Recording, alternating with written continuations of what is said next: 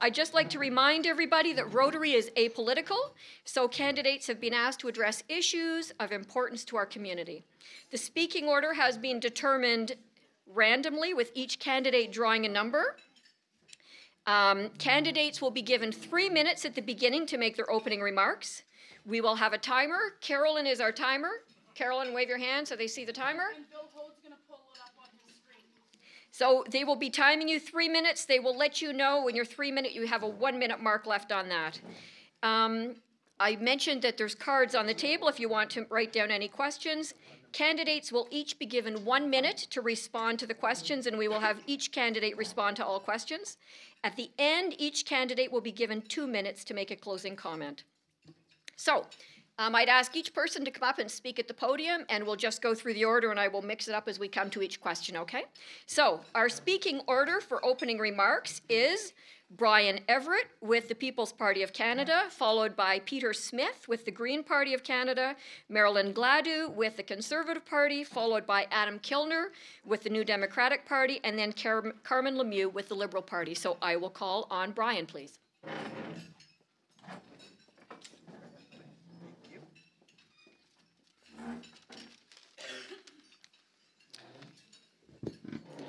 Hi, everyone. First of all, I'd like to introduce myself. I'm Brian Everett, the candidate for the People's Party of Canada, Sarnia Lambton, for the election this coming October 21st. I'd like to thank the Rotary Club for hosting this event. I'd also like to thank all the candidates for being here. I know how busy everyone is, and it's good to see you all. A little about myself. I live out near Wilkesport. I was born in Wallaceburg. I live on a hobby farm out near Wilkesport with my spouse Shannon. I have 2 children, Devin and Caitlin. One is in York University. The other one is working in Guelph. I'm a graduate of Fanshawe College as an industrial millwright mechanic. I'm also a graduate of St. Clair College as a journeyman iron worker. Currently, I've been working with the Ironworkers Union for 25 years, and I am out at the new Nova expansion at the AST2 project. I am the Joint Health and Safety rep for all the trades on site in an elected position. Last night, I was wondering what I was going to say today to Rotary, but obviously, with 114 years of history in Rotary International, what else can I say but wow?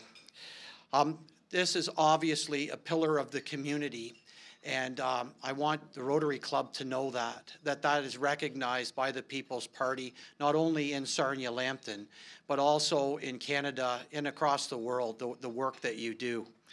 I'd like to compare a little bit of what I do as an iron worker with some of the stuff that the Rotary Club does. I know that you line businesses and try to come up with philosophy to better serve, and I believe I do that in my occupation as well as an iron worker by bringing through apprentices. Obviously, the Rotary Club knows how to do it. You've been around for a long time and very successful. I have a childhood memory I'd like to share. When I was growing up in Wallaceburg, the Rotary Club had a park on Murray Street and McNaughton, and I used to go down and we used to play around on the Rotary gear down in the park. We'd jump around on it, and little did I know what that symbol means. And to me, as an industrial mechanic, that gear is a prime driver, and I recognize that now, and that is exactly what I see the Rotary Club as, is a prime driver.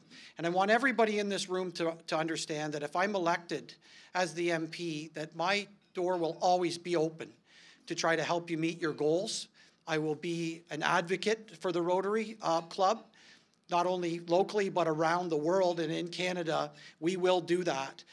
My door will always be open, and anything you need to reach your goals, excuse me, from me, I'll be there for it. So with that, I'd like to say thank you for having me here, and I'm interested in the other speeches, and I'll give the mic up now, and thank you very much.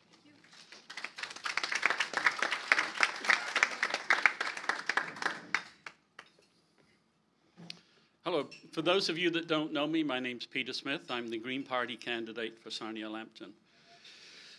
You may have met me. I've been living in Sarnia now since 1987. As you can tell from the accent, I'm not originally from here, but I've spent most of my time in Canada, either for a few years up in the far north and then moved to Sarnia, and I've spent all of the time since then here. I never intended to stay this long. In fact, I'd never lived anywhere more than 5 years. We'd always moved because I'd worked in construction, and something just happened when I got to Sarnia. It was just felt so comfortable that I ended up staying here, and 5 years turns into 10, into 15, and now it's 30 something. So I've been fairly involved in the community, not just writing letters to the paper. Some of you I'm sure have seen those, but I'm active now that I've retired. I work with what's now called the Science Discovery Squad, but was called Adopt a Scientist, where we go into schools and teach science, do science demonstrations. I'm involved with the science fair on the committee that puts together a very successful science fair every year. I am also the leader of the local Amnesty International group, and every month I find 4 issues for us to write, human rights issues for us to write on. And that goes out to about 50 people. And I've got a wad of replies I've had back. It's probably this thick in the letters that I've written over the 20 or 30 years that I've been a member.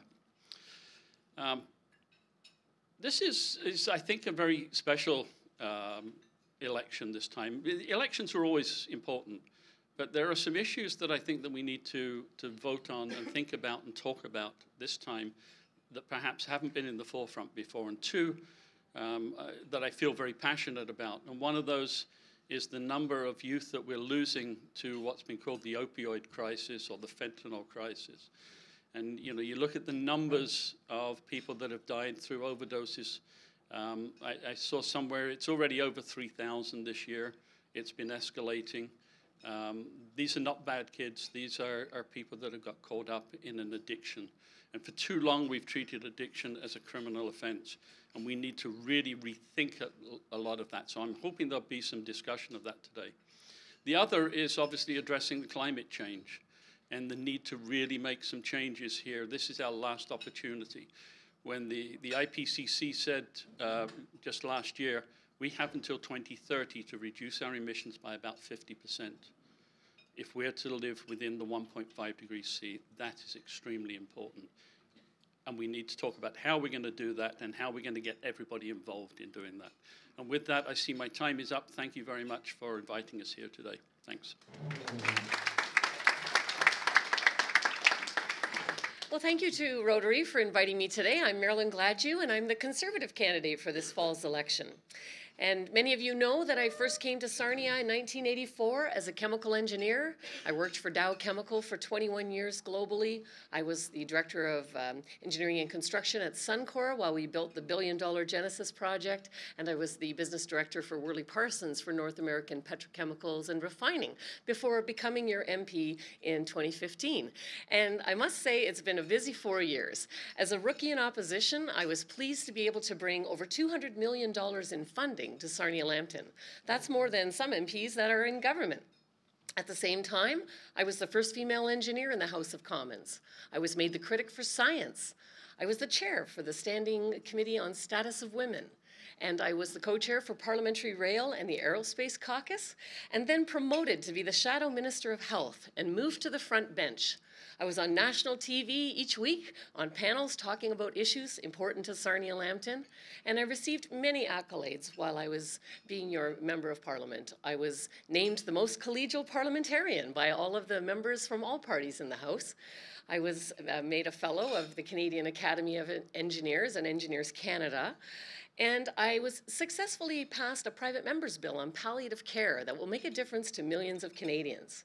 As a result of that, I received the Sharon Carstairs Award for my advocacy there, and then an international award from Home Instead Home Care for my advocacy for seniors. And so when I look at 2015, the promises I made were to create jobs in Sarnia Lambton, At that time, unemployment rate here was 9% and 18% amongst young people. It's now less than 6% overall. And so that was a promise made and a promise kept. I promised to get funding for the oversized load corridor project. And so in August, that funding also came through. I talked about my advocacy for seniors. I was able to work with our community to develop a plan for our aging demographic. But there's more to be done because life has become unaffordable.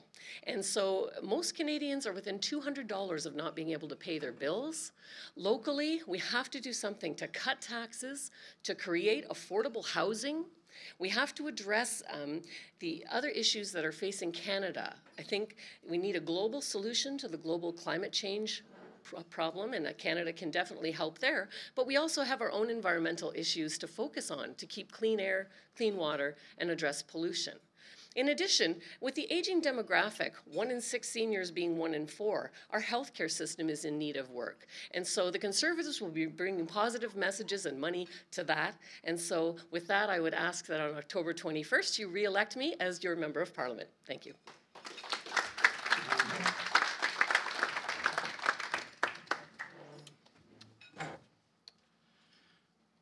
Hi friends, my name is Adam Kilner and I represent the New Democrats here in Sarnia Lambton. I'm really excited to be running in this election as I believe we have some really important issues to talk about.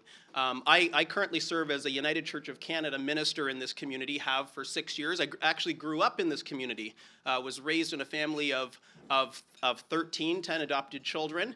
My dad taught at St. Clair's Secondary School for about 36 years. So this community is deep in my heart. I've lived all over this country. I've been around the world, and there's no place like Sarnia Lambton. And when we talk about Sarnia Lambton, some of the things that I want to highlight are let's make it more affordable to live here. We've got a crisis across this country around affordability. New Democrats have great responses, including responses that involve pension security for seniors. That's number one. How do I make sure that I know I'm getting the same amount of money every month? What's another way that we accentuate that? By having a universal pharmacare plan, so that when you show up at the pharmacy, you don't flash your debit card or credit card. You flash your health card.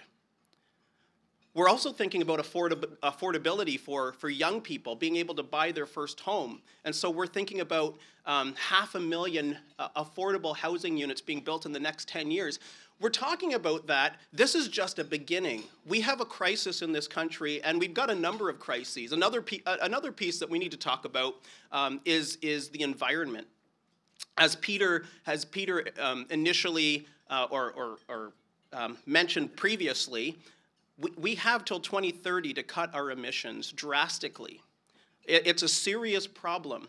This is why we have children around this world coming up in front of the UN having to re-educate us adults, because it is a crisis. Half of our species in some parts of the world have just been utterly decimated. So we as New Democrats, we're looking to heal this world, heal this planet, and to begin a new economy, a renewed economy that incorporates 300,000 new jobs, looks to create 300,000 new jobs across the country. So we're running on that platform. My background is I'm a United Church of Canada minister. I celebrate that in 2015, St. Paul's University College at the University of Waterloo offered me just a wonderful award for my dedication to youth and social justice. And so as your MP, I will continue to tirelessly serve you and Sarnia Lambton. Thank you very much for your time.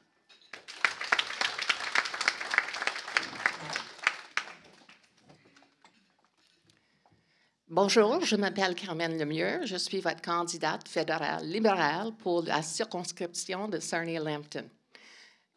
Hello, I'm Carmen Lemieux. I'm your federal Liberal candidate for Sarnia Lambton, and I'd like to thank Rotary for this opportunity to speak today. And a special shout out to my favorite Rotary member, my husband, Scott McKelvey, who is a member of Blue Waterland Rotary. Thanks for being here, Scott.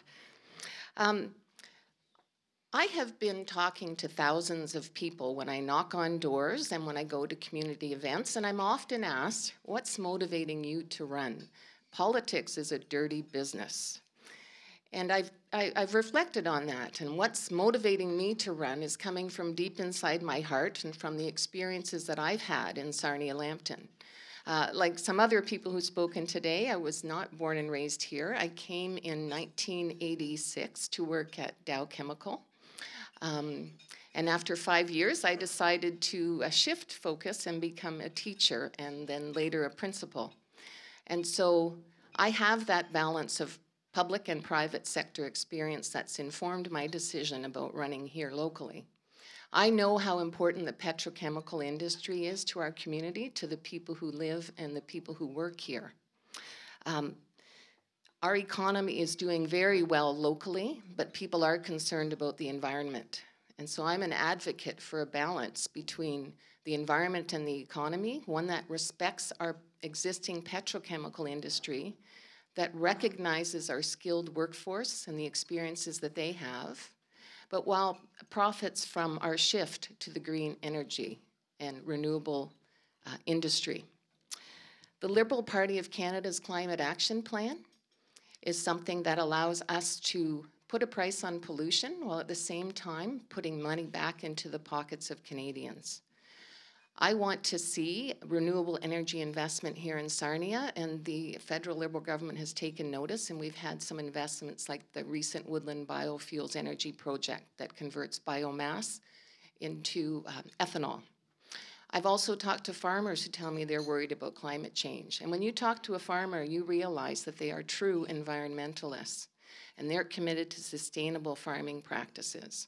But they deserve access to things that we take for granted in our urban centers, things like high-speed internet that would allow them to optimize their farming practices. And so I believe they need our support. And as a principal, I have worked with the most vulnerable families in our community, both in the city and in the county. And I know that these are things that they struggle to be able to provide for their family, things like mental health and wellness. They're struggling with poverty and addiction, and they need our help. Sorry, that feels like 2 minutes, but anyway, I just wanted to conclude by thanking you for the invitation and telling you that I'll put my business and my public sector work experience to work here in Sarnia Lambton. Thank you. Okay, so now we will be taking the questions, and as you know, people have been writing them on cards, and I have them here. Each candidate will be given 1 minute to respond to the question.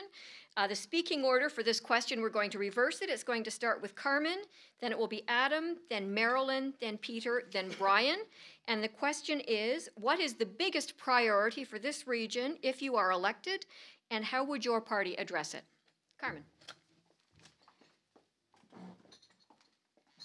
Well, there are so many, but I do go back to the very need to balance our economy and our environment, because I think that jobs for our workforce will have an impact on things like housing and our ability to help the most vulnerable in our population. So, and that is my priority here through things like investing in renewable energy projects. I feel that that's something that we need to pursue in Sarnia Lambton, because we have to recognize our existing industry, and we can't afford to be left behind in the transition to the green economy. Because if we do that and we lose jobs, then we're really looking at poverty. So that's what will be important to me. Thank you.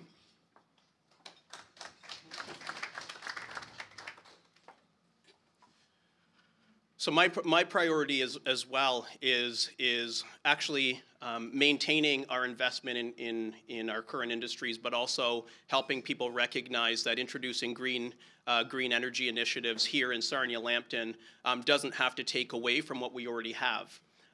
It is vitally important that we start introducing green industry to this area. I would also, similarly, it is vitally important that the opioid crisis and affordability for housing, those are intricately linked, that we have plans for the most vulnerable in our community. As if you've heard anybody from the Inn of the Good Shepherd speak, we're in crisis mode. It's a huge challenge across the city, so that's also, for me, one of the priorities as well. Thank you for your time. Our priority will be affordability. We know that people cannot afford to pay their bills, and so we will start by eliminating the carbon tax, which is doing nothing for emissions but driving the cost of everything from home heating to your groceries up. We will give an $850 tax rebate to everyone who makes less than $47,000 a year. We will put more money in the pockets of seniors. We will take the tax off home heating. We have a number of measures that will help students pay off their loans, buy their first house. We will also restore the veterans' pensions. And so really it's all about cutting taxes, restoring some of the great tax credits that existed before, like the child fitness tax credit, and making sure that people have more money in their pockets to afford the things that they need. It's time for you to get ahead. Thank you. Well, we're not going to cut anything, and we do believe in putting a price on carbon because that works. But the biggest issue is to see this community through the transition towards renewable energy. Because, like it or not, that transition is already taking place. It's driven by price. Renewable energy is already cheaper than electricity generated by any other means. And we are moving in that direction. Electric cars are the vehicle of the future. They're coming whether we want them to or not. And we need to then make certain that that's kind of a soft landing. We need to put in place things to transition people's jobs away from oil-based towards renewable energy-based. And that means that we need to work together with the people to do that, so that they're aware of the fact that there is a job coming along later on. This area actually is very good in terms of its ability to utilize renewable energy and to make the most of it. This could be Canada's center of renewable energy in the future. Thank you.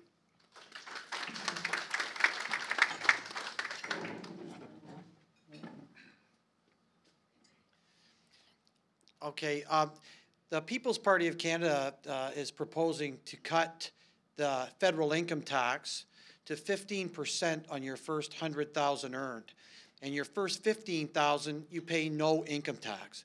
I believe that that is a game changer in this country, as well as eliminate the capital gains tax. So we believe in putting more money in people's pockets, and it's a substantial amount of money. If you're a tradesperson or a working person in Sarnia Lambton, and you're used to going in and working in the plants, they're taking half your paycheck every week, folks. With a 15% income tax, you get to take a lot more money home. And then that returns back into the economy in Sarnia Lambton. So it's a huge step. It's actually having respect for the working people of Sarnia Lambton in the country. So you can check that out. Just go to our platform on peoplespartyofcanada.com and you'll see that all our policies on income taxes. Thank you.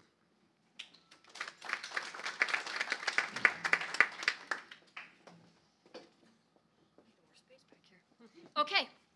Our next question is, could you please discuss what your parties will do to address affordable housing in our community? And the speaking order for this question will be Peter, followed by Adam, followed by Brian, followed by Marilyn, and then Carmen. There are two ways of approaching the issue of affordable housing. One is obviously to build lower income housing that's designed for people with lower income. But we don't want to just be putting low-income people into substandard housing. The real issue is bringing those people up and improving their economic situation. One of the policies of the Green Party is to introduce a minimum livable income, and that is to make certain that everybody, regardless of whether their ability to work, whether they're disabled, whatever, they will have a minimum amount of money that will allow them to live not necessarily comfortably, but reasonably. And that then gives them the ability to purchase housing or to pay rents into moderate housing.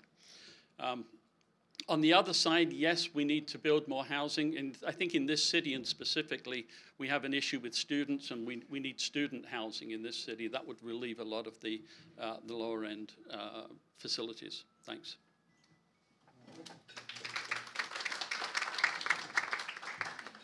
So New Democrats are proposing building 500,000 affordable units of housing. At the same time, we're also looking at peripheral issues, issues that aren't simply just the housing itself. We're also talking about pay equity in the workplace.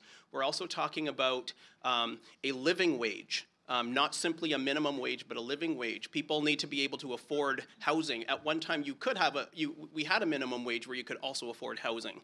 But if we don't have livable wages, then one cannot purchase housing. And so that's where we're coming from. We're also trying to introduce things like pension security measures so that people can afford to live in this country. Thank you very much.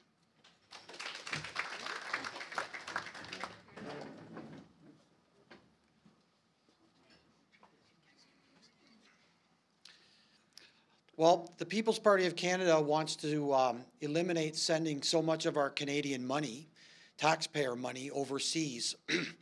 We'll use some of that money to help create a better economy, to keep people out of poverty. But I'm sure with the amount in the billions, when the bureaucracy that gets set up to send the money is more billions, I'm sure when we keep our own money, that is hard-earned money in Canada, we'll be able to figure out a solution. Like this problem is going on every election that I've ever seen. This is the same problem. Well, the parties that we've got in power right now, they don't seem to do anything about it. This question keeps coming up, and it's because they're willy-nilly sending our money out of the country to fight climate change in South Africa or do something. And to me, that needs to stop. We need to take the hard-earned money that's in this country, keep it here to help the people in need. And that's what I believe we need to do, and that's what the People's Party of Canada intends to do. Thank you. With the success of expansions and jobs in Sarnia and the increase in foreign students at Lambton College, we actually have got a gap of about 2,500 affordable housing spaces that are missing. And so there's a number of actions that we would take to address that. We need about $40 million to maintain the existing affordable housing, and then we need to increase the supply of affordable housing. And there's several ways that we would go about that. The Conservatives had a Housing First program that was helping to eliminate homelessness and get people into affordable housing. There are people building homes that will allow folks that are in larger seniors' homes to move into smaller places. And I talked about the Conservative measures to put thousands of dollars back in the pockets of Canadians so they can afford to move up and that we can get first-time home buyers buying houses. In addition to that, we're going to have to take some of the innovative ideas that other communities are building, like smaller spaces, 350 square feet, 900 square feet, and put those all together, and we will fix this affordable housing problem.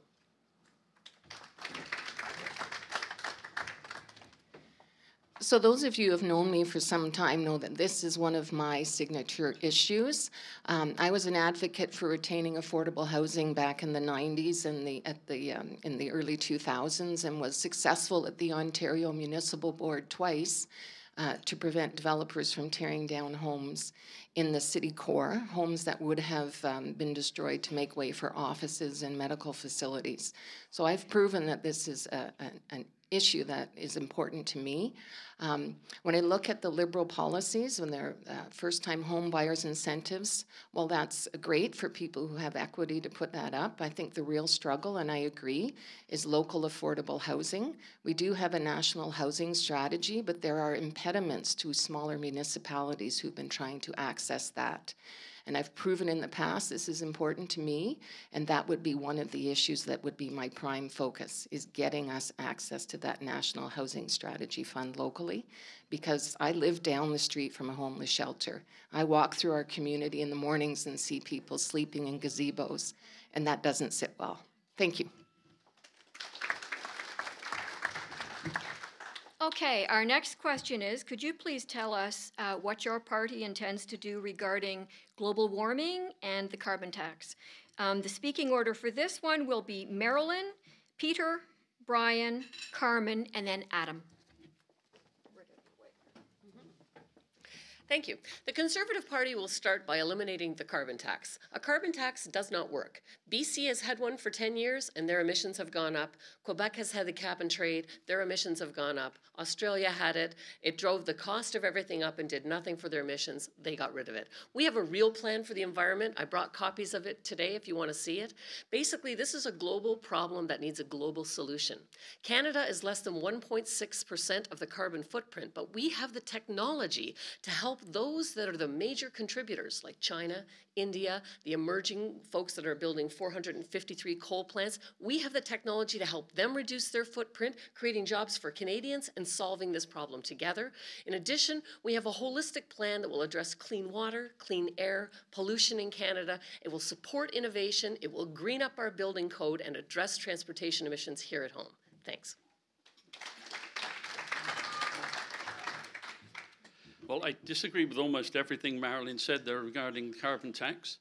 It does work, and it's a fundamental of economics that if you increase the price of something, demand for that thing goes down. Governments have used this for years to control the amount of alcohol and tobacco that people consume, and it works very well. In fact, last year, Willem Newhouse received a Nobel Prize for economics, and the bulk of his work was in actual fact demonstrating that a carbon tax or a tax like that does in fact work and does drive down to the solutions. What the Green Party would do, first off, yes, we would introduce that, but that's only a part of what we need to do. There needs to be a lot more carrots, and you can't just use the stick.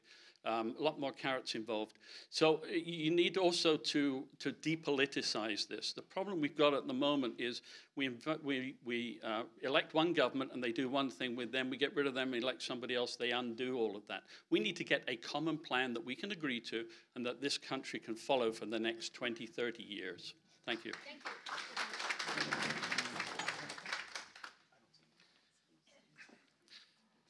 The People's Party of Canada will eliminate the carbon tax. As far as as far as climate change things go for the federal government, we believe at the People's Party that it should be in the hands of the provincial governments. They know what they're dealing with in their own provinces. That being said, Andrew Scheer and the Conservatives are putting a price on carbon. They're trying to shoot for the 2030 targets. That's a fact. Devin Solomon interviewed him on CTV. He made that statement. So those prices will be trickled down. The Conservatives have a carbon tax. They're just calling it a carbon pricing. The People's Party of Canada is the only party that is going to eliminate the carbon tax. Thank you.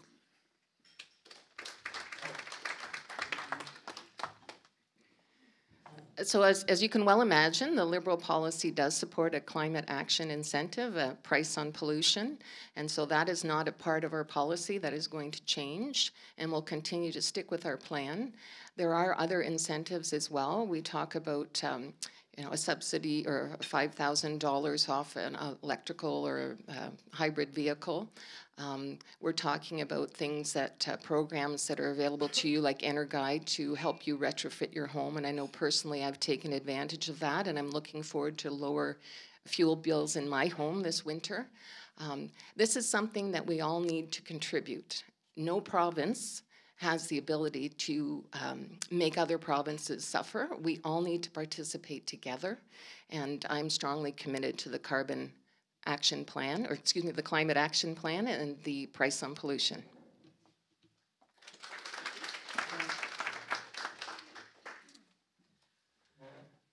So New Democrats are committed to a price on carbon. We are further committed to dramatic approaches to Canada across this country, opportunities to retrofit businesses and housing so that they're all running more efficiently and effectively. We're committed to increasing the number of zero-emission vehicles, including bus fleets, including personal vehicles. We view the climate crisis as what we're calling it, a crisis. We need solutions now. We actually need solutions 30 years ago. The other piece that we're trying to introduce is an $8,000 rebate, so a rebate more significant than some of the other parties are introducing. So that's kind of an insight into what we're trying to introduce as New Democrats. Thank you.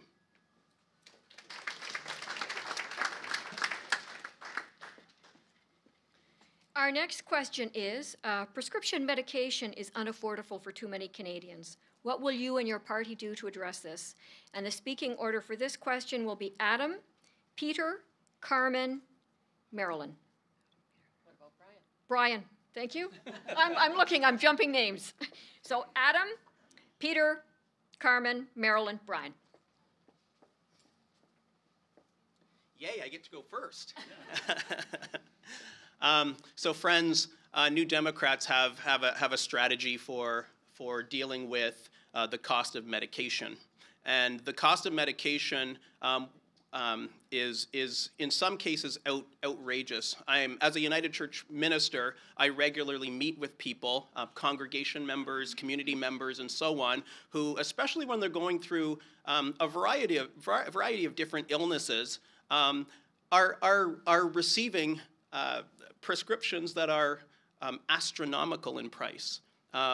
You know, it's really fascinating that certain costs, even the cost of insulin, hasn't dramatically decreased, even though it's been on the market for 50 plus years. That's almost a crime.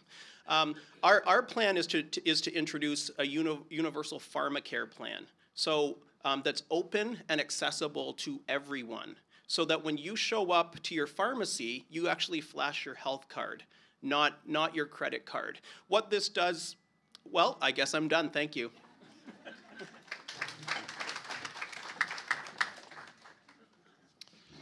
So the Green Party's approach to this, first off, is a pharmacare program, which will reduce the cost of medications that we purchase. An interesting fact, you may have seen some documentaries showing Americans coming here and buying their insulin and looking at the difference in price there, and you may have got the impression that things are relatively good in this country. We actually pay the second highest amount for our pharmaceuticals of any country in the world. So there's a long, long way, and there's a lot of savings that can be generated there. So the first thing is pharmacare that is open to everyone, so that this is part of your health care, is the pharmacare as well. It seems ridiculous to me that we treat somebody, we send them home from hospital, and we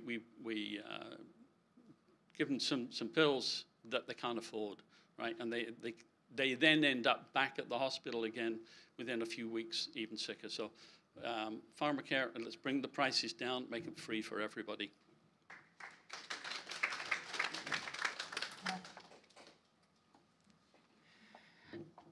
So I would agree that we do need a national pharmacare program, and this is one of the Liberal platform policies. There were some recent announcements, and we're looking at, we've already negotiated before Parliament was dissolved, looking at new pricing for the drugs that are covered. In order to reduce the overall average, they've taken out two of the most expensive countries, the US and Sweden, that go into making up the cost of drugs that are covered here in Canada, and that's going to save us billions of dollars.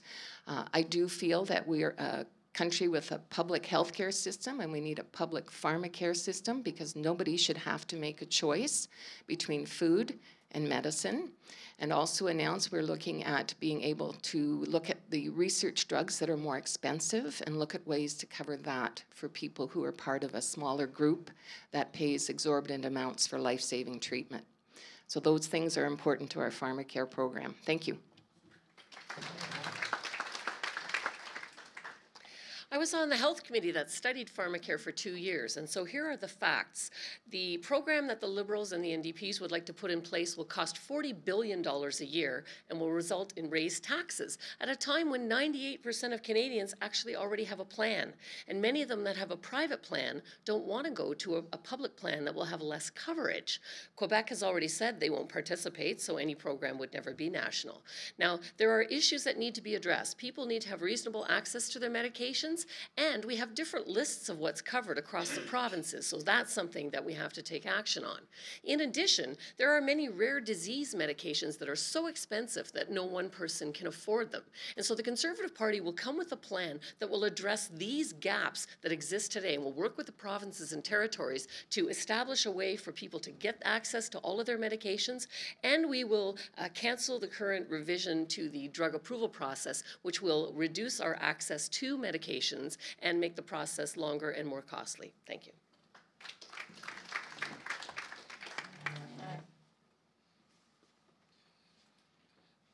The People's Party doesn't really want to make a statement on it so far as we have to make sure that we don't allow the pharmaceutical industry to take us for a ride as taxpayers again. So, but we do have a plan in place where for like a little girl, she just needed some eye drops. They were $100,000. We want to implement something for emergencies such as that. But as far as supplying pharmacare for everyone in Canada, there's a whole bunch of things that have to be put in place. I could come up here and scream out a bunch of numbers like the other parties do. But the fact is we don't even know what mess we're in from the Trudeau government until the new government gets in there, kind of similar to what happened here in Ontario. So I think it's irresponsible to start screaming out numbers. I think we're going to have to take a look at what it is, and the People's Party of Canada is open to all options. We can bring anything to the debate table, Maxime Bernier has told us. So it could happen, but we've got to make sure we've got the right amount of money there to do it, and we don't want to be taken for a ride by the pharmaceutical companies either. Thank you.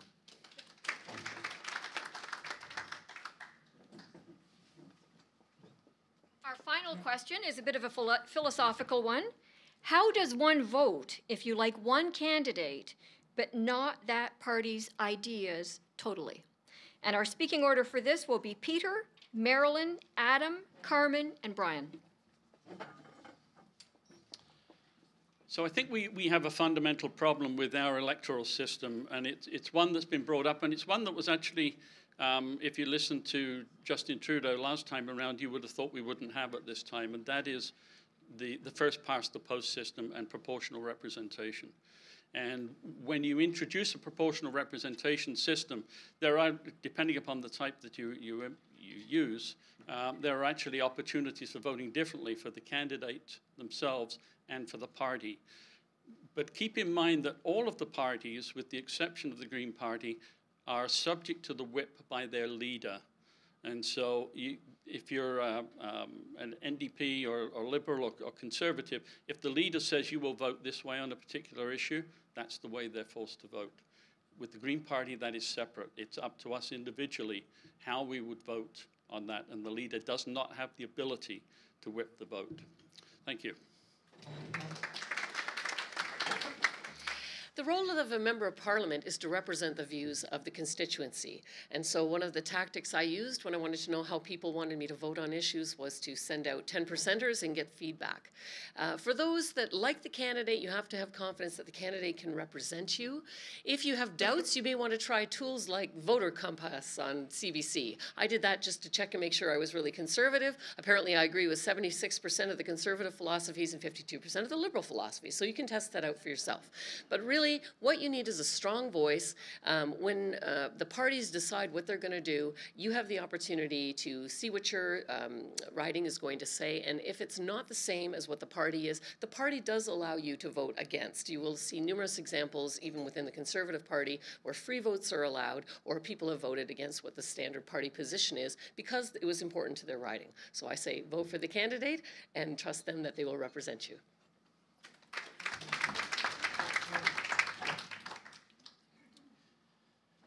So friends, it's an amazing thing to live in a country like Canada. What we need to do is to introduce a proportional representation vote. And in fact, we were told during the last federal election that that would be the last vote using the first past the post system of government. As you can see, we're still using the same form of government. What I would suggest is looking at a person that you can trust. You've seen the reputation.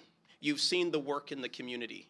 you've seen commitment to different institutions. And so I say, look at that reputation and vote for the person that you believe loves your community and will work their butt off at Parliament Hill.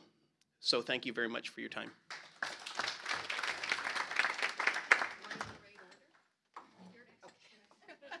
Lost the order there. Well, first of all, my thoughts on this. I concur that we need to look at all of the candidates, and having met each one of them, I'm very proud of our riding for forwarding and having people who will represent us well. I think each and every person who's come here has taken on quite a responsibility, and I admire that. So I don't think any one choice would be wrong, and that's why I encourage people to look at the party and what the party can do for your particular situation. I think that is the best way to address who to vote for. Thank you.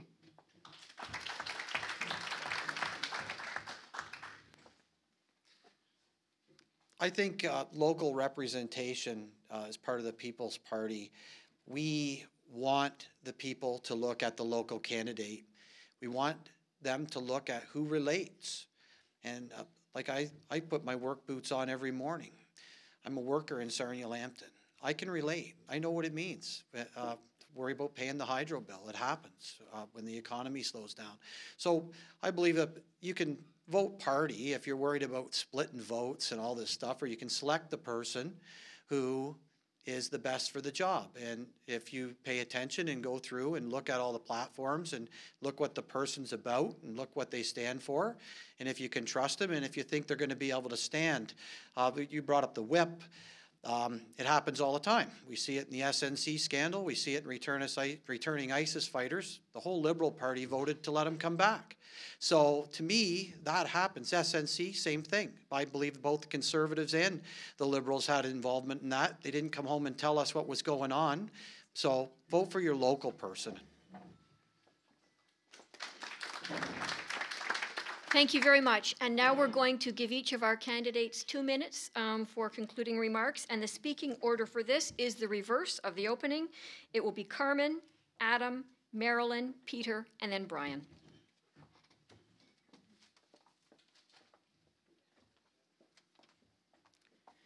Thank you very much. It's been an honor today to speak with you and hear from you. That's my job as a candidate, to hear what your issues of concern are.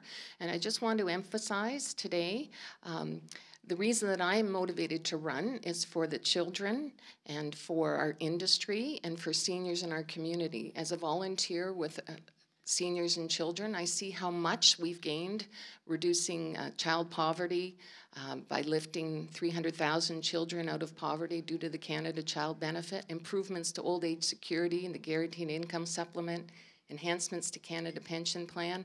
Those are policies that have made me realize how much improved the lives of our citizens are. And in my view, we can't afford to go backwards. We need to go forward on things like helping our vulnerable populations. A big Liberal policy is redistributing income. We've cut taxes on the wealthiest 1% and lowered it on middle class.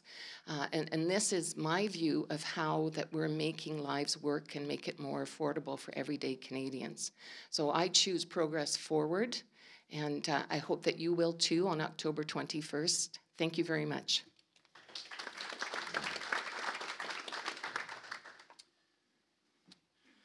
The first place I served in ministry was out in central Alberta, a little community called Black Falls, Alberta, just 10 minutes north of Red Deer. Wonderful place to live. I remember coming back to Sarnia, the first time I went on vacation, I came back to Sarnia and I stood on the shore of Lake Huron, and all of a sudden this rush of relaxation and comfort, that feeling when you know you finally come home just overcame me. And I was one of those young people who left never thinking I would come back. And I've been back for 6 years, and it's been the best time of my life. And in fact, the reason I came back today was for a Rotary lunch. You serve the best in town. just got to say that. I got to figure out what I'm going to come to and talk about next year. Anyway, Sarnia is an incredible community. We should all be blessed to live here, and that's why we're all running. We're running because we believe in Sarnia Lambton. We love the residents of Sarnia Lambton, and we would do anything possible to make this place better. On October 21st, I am running to make your life more affordable. I'm running to end the climate catastrophe that's going on around the world. I'm running to heal our planet. I am running because we need change in this country. We need it now. We don't have any more time to waste. Thank you very much.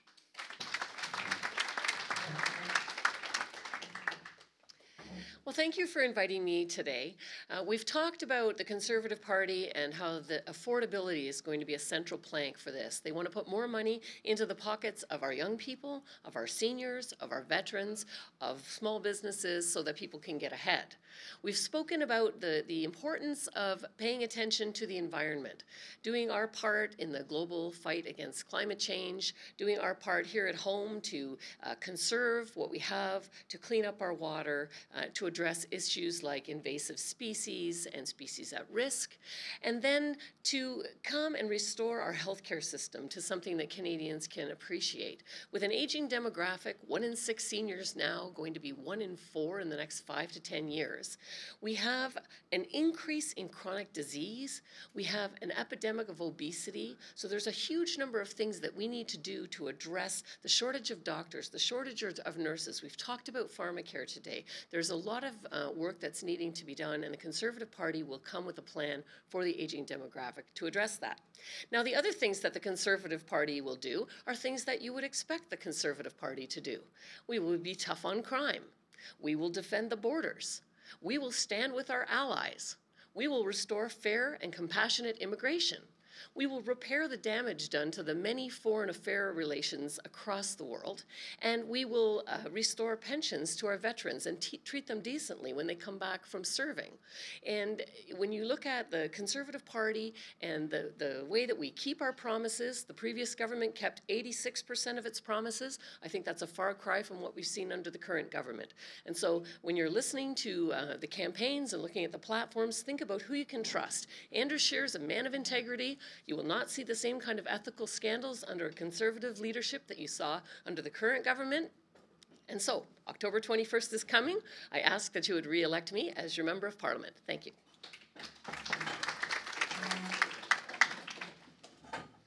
So I'd like to start just by thanking you again for inviting us all here today and for being interested in the political system. There's so many things I would have liked to have debated in more detail here today. But just a few of the things. We've talked about affordability. There's a reason that things have become unaffordable. And that's really because more of our wealth is going into the hands of fewer and fewer people. The top 10% have been increasing their salary at about 30–35% faster than the bulk of the population. If you look at the top 1%, it's even escalated more and more. We need to increase taxes to the rich and drop the taxes to those in the middle class. You know that if you look at the total tax basis, 48% of the income to the government is paid by ordinary Canadians like you and I. Corporations, large corporations pay 9%. They're sitting on enough cash at the moment to pay off our national debt because we've given them repeatedly cuts in taxes. And that's what it's done for us. It hasn't created jobs. If you want to create jobs and you want to increase economic activity, you give money to people that are going to spend it through something like the universal minimum income. So obviously we've also got the big issues, pharmacare, dealing with the opioid crisis, and also really the biggest one. And I think the challenge for these generations that are busy today, I think it's a shame that we've actually got children telling us what we should have done, right? And I think we should be ashamed of ourselves for not having acted far earlier on this. We've got the opportunity now. We have to finish this. So on October the 31st, I ask you to really to vote for real change and vote for the Green Party. Thank you.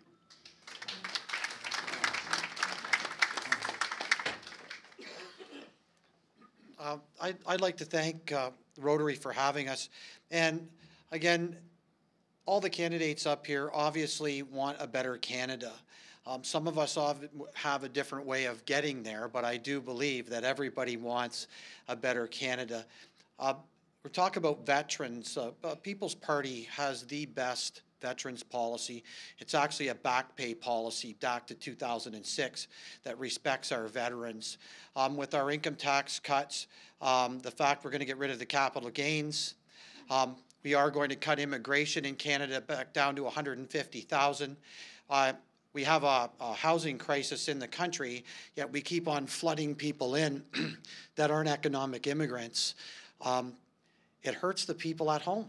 So when do we put our feet down and say, you know, until we can get our system in place for the people that are here, our vets and the people on the streets, we have an opioid crisis. I was over at the work shop on Sunday or Saturday, and I was talking to some of the people that are working in mental health and addiction, and we're bombarded in this community, and I'm willing to try to get rehab centers in, but we've got to have the money. And we can't keep flooding our system with more and more people. So I know it sounds harsh to some, and we've been criticized for it, but there's a reason why. It's because we have to bring educated people in. We want country's best.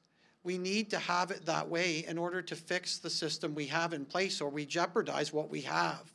So we have a plan, and I'm excited to be part of the biggest and fastest growing party in Canadian history. We're running people across the whole country. In fact, Maxime's in the national debates on CBC on October 7th. I want you to watch it. I want you to listen to what he says, and you have my personal invite. The only leader I know so far, and he's coming into Sarnia on October 1st. He'll be here from 1 to 3 at the Library Theatre. Everybody here is invited to come and attend, and it's an open mic. So if you have any questions you want to ask the leader, go ahead and come on down and ask him. Thank you. On behalf of the Rotary Club of Sarnia, I would like to thank all of our candidates for coming out and sharing their perspectives with us. We really appreciate your commitment to public service and to the democratic process. I would like to point out that the candidates have left material at the back if you wanted to learn more about their platform. So please join me in thanking all of our candidates up here.